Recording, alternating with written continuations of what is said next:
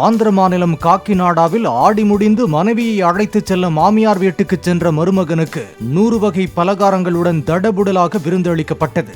தமராடா கிராமத்தில் தாய் வீட்டிற்கு சென்ற மனைவி ரத்னகுமாரியை அழைத்துச் செல்ல சென்ற ரவி தேஜா என்பவருக்கு அவரது மாமியார் விருந்து வைத்து அசத்தினார்.